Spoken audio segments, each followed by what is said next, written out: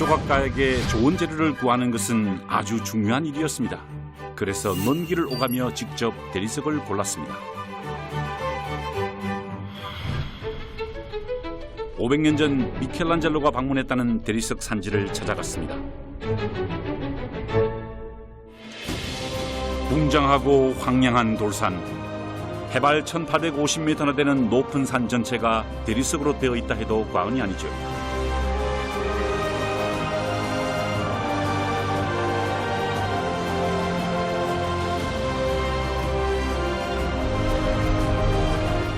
카라라에서 500여 년 전 미켈란젤로의 흔적을 만날 수 있을까요? Thank you.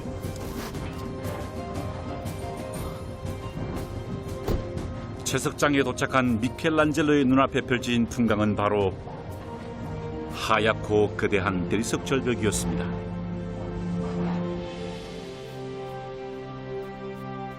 조각가의 손길이 닿기 전 자연 그대로의 돌덩어리죠.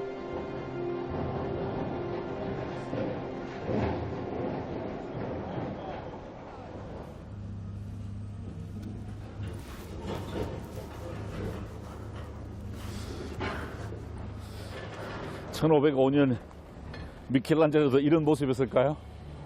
카라라 대리석입니다. 원래 로마인들은 그리스에서 대리석을 수입해 왔었습니다. 그런데 기원 후 2세기에 접어들면서 많은 양의 대리석이 필요하게 되었죠. 그래서 로마인들은 이탈리아 전역에서 대리석 산지를 찾아 나서게 됩니다.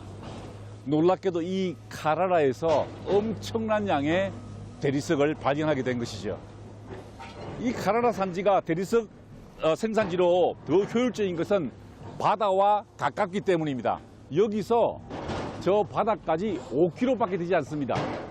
그렇기 때문에 대리석을 이 산에서 캐낸 다음에 바다로 운송을 해서 이탈리아 전역으로, 특히 로마로 대리석을 쉽게 운송할 수 있었죠.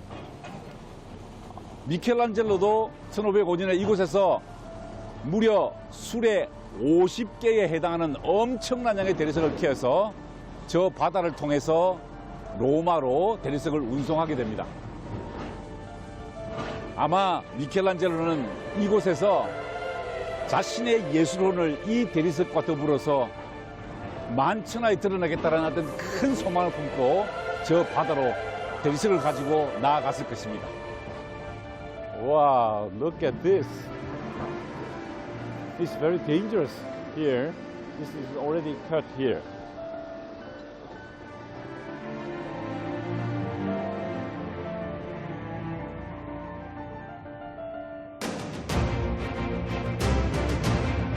(2000년) 전부터 조각 건축에 사용되었던 카라라 대리석. 고대 시대부터 지금까지 카라라의 품질 좋은 대리석은 조각품 그리고 건축의 재료로 사용되고 있죠.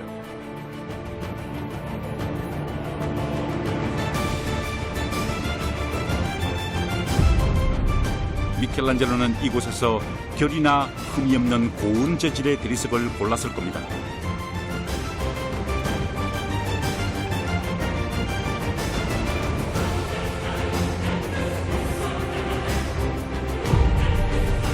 자연 그대로의 대리석 앞에서 위대한 영감을 받았을지도 모르죠.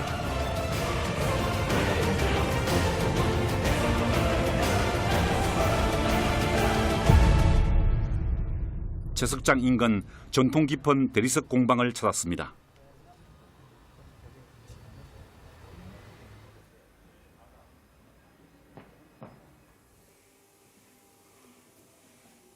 여기 미켈란젤로의 PT 톤도가 있습니다.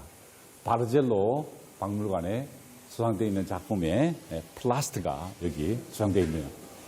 여기도 있네요. 이제 모세스, right? 모세상이 플라스트로 여기 있습니다. 미켈란젤로 스튜디오. 와우, thank you very much.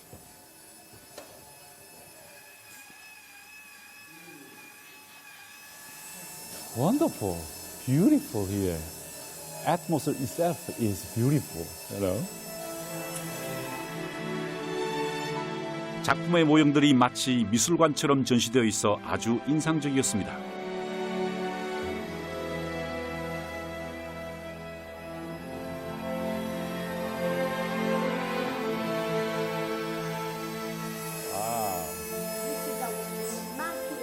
Uh-huh. piece of statuary, Okay. not one vase.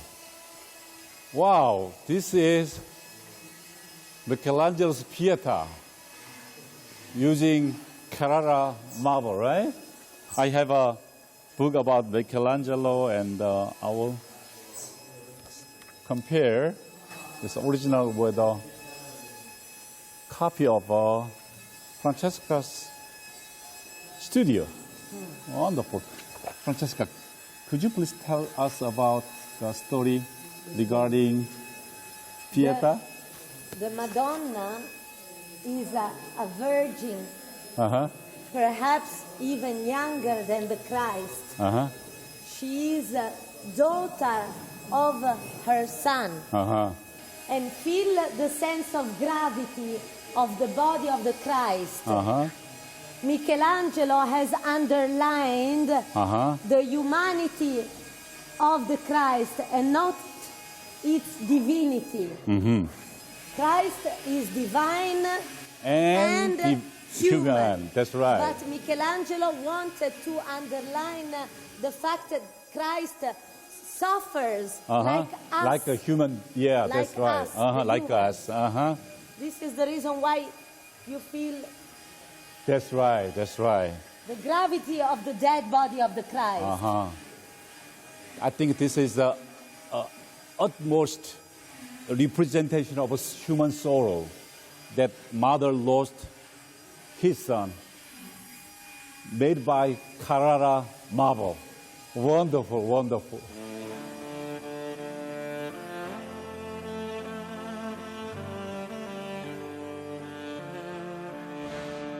완벽한 형태를 창조해내기 위해 미켈란젤로는 길고 힘든 작업 시간을 보냈을 겁니다.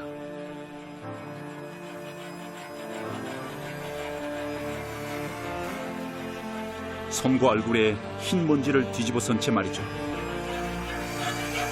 Sì, la finitura di un'opera figurativa di Barbiglio. Questo è il modello e questo è l'opera in marmo di Carrara, Bardiglio imperiale. 완벽한 조형미를 완성하기까지 지난 햇살 육체적 노동의 숭고함. 거친 돌을 깨고 깎아내던 미켈란젤로의 시간을 만나고 돌아갑니다.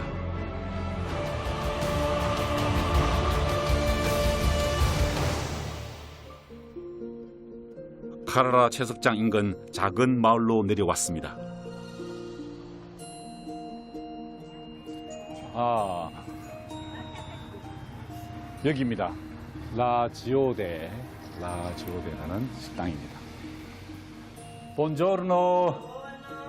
Hello. Okay. Thank you. 이곳에서 저는 아주 특별한 식사를 하려고 합니다. Okay, yeah, sure. Thank you.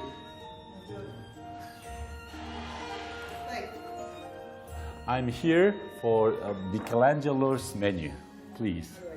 This is Michelangelo's menu. Va bene. And I'm looking forward to taste what kind of food Michelangelo took. Please. Thank you.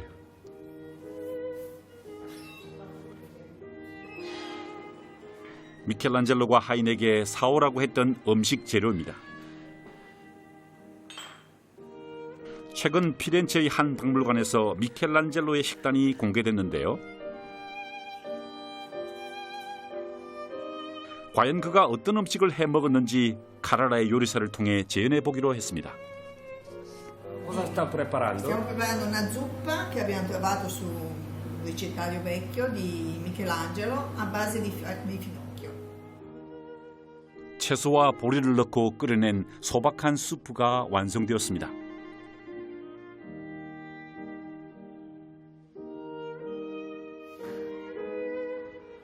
드디어 미켈란젤로의 음식이 도착하고 있습니다. Thank you very much. Thank you very much.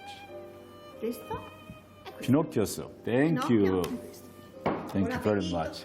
바로 이 음식이 미켈란젤로 시대, 특별히 미켈란젤로가 먹었던 음식입니다. 여기 보시면은 미켈란젤로의 메뉴에 파니 두아, 그러니까 빵 2개, 그 다음에 포도주 조금, 청어와 멸치 젓갈 조림, 그리고 피노키오 숲이라고 하는 보리로 만든 작은 양의 숲을 주식으로 먹었습니다. 미켈란젤로가 이런 음식을 먹고 이 험한 카라라 산에서 대리석을 캐냈다는 사실은 정말 우리에게 많은 것을 생각하게 만드는데, 중요한 것은 먹는 것이 아니라, 우리 입에 들어가는 것이 아니라 우리 몸을 통해서 나오는 것, 우리 정신을 통해서 발현되는 것이 중요한 것이 아닌가라는 생각을 미켈란젤로가 먹었던 이 검소한 식단에서 알 수 있을 것 같습니다. 한번 제가 맛을 보도록 할게요.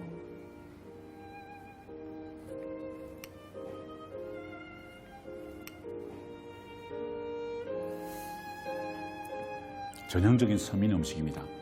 보리로 만든 그냥 평범한 음식이네요.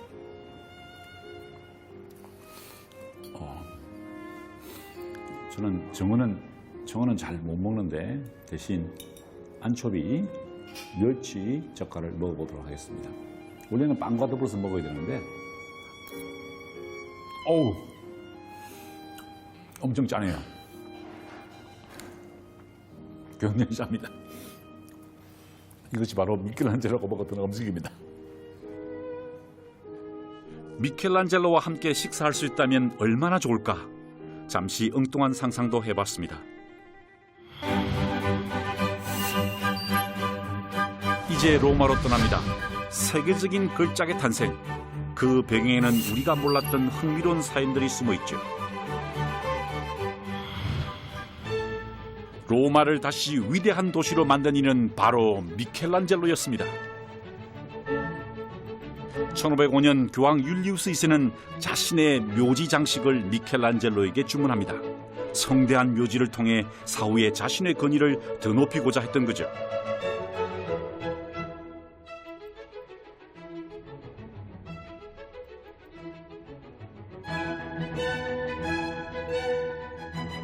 그런데 작업을 시작한 지 얼마 지나지 않아 교황은 주문을 취소해버립니다. 왜 율리우스 2세는 미켈란젤로에게 작업 중지를 명령했을까요? 당시 율리우스 2세 교황님은 건축가 브라만테를 동원해서 저 성 베드로 대성당을 재건축하고 있었습니다. 재정난에 빠졌던 교황께서는 공사 중지를 명령한 것입니다. 미켈란젤로는 좌절에 빠지게 되죠. 교황님은 심지어 미켈란젤로가 캐왔던 대리석을 압수해서 저 성 베드로 대성당의 기초공사 석재로 사용하게 합니다. 하지만 위대한 걸작은 예기치 않은 기회로 탄생하게 됩니다. 때는 1508년이었습니다. 시스틴 예배당의 천장에 금이 가게 되었죠. 그때 율리우스 2세 교황께서는 건축가 브라만테에게 그 천장을 보수하라 지시했습니다. 그러자 브라만테가 이렇게 교황님께 제안합니다. 교황님, 이 미켈란젤로가 천재라 그러니까 저 천재에게 그림 하나 그리게 하시죠. 그러자 미켈란젤로는 브라만테에게 거칠게 항의합니다. 아니, 당신 내가 실패하기를 바라는 거지.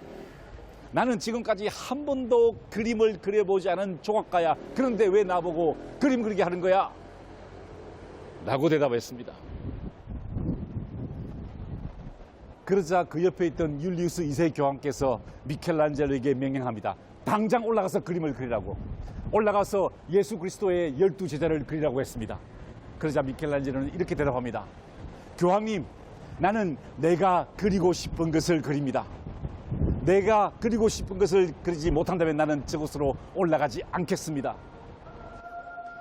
그러자 율리우스 2세 교황께서는 미켈란젤로가 그리고 싶어 하는 것을 그리도록 허락해 주었습니다.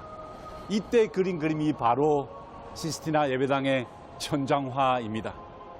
한 번도 그림을 그려보지 않았던 조각가가 처음으로 그린 그림이 세계 최고의 회화 작품이 된 것입니다. 회화의 파라곤이 된 것입니다. 그러니까 피에타와 다비드를 통해서 조각의 파라곤을 이룩했던 미켈란젤로가 이제는 회화의 파라곤을 완성한 것입니다. 만약 교황 율리우스 2세가 천장화 작업을 시키지 않았더라면 지금 우리는 이 위대한 작품을 만나지 못했겠죠.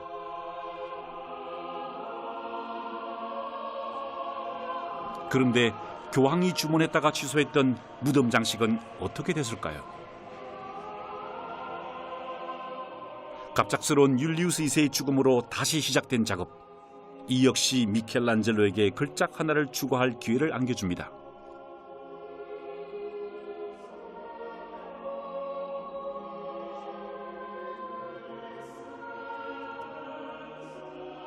바로 영묘 중앙에 있는 모세상을 완성한 겁니다. 이 작품이 미켈란젤로의 모세상입니다.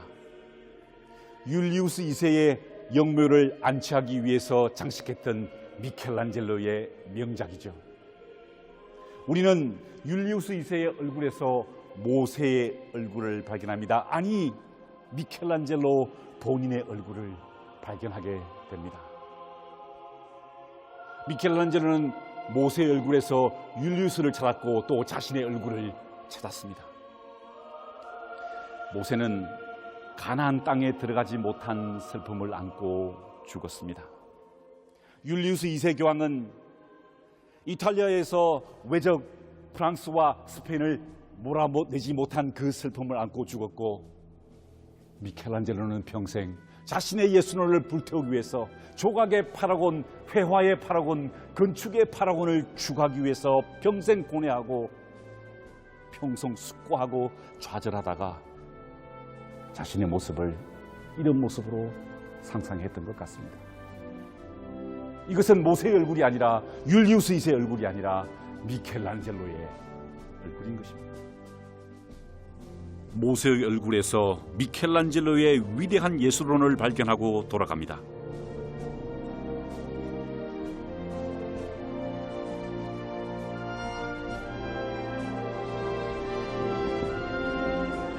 세월을 초월하는 아름다움을 추구하며 일생을 바친 미켈란젤로, 이제 그의 인생 끝자락으로 향합니다.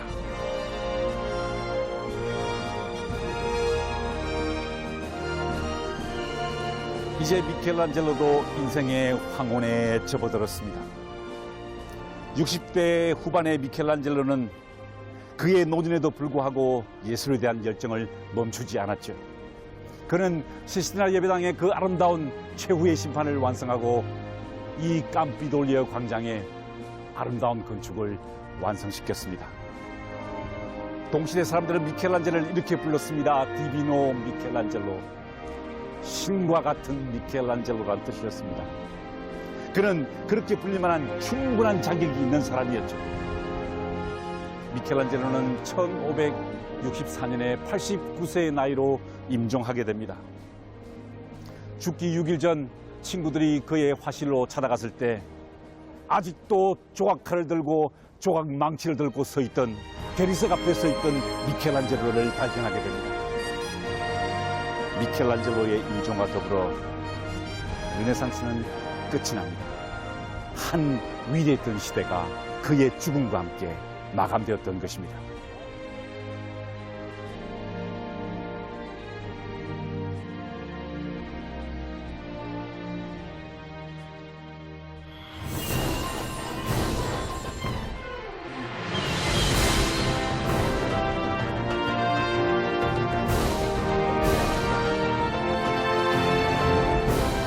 리벤지? 당신들이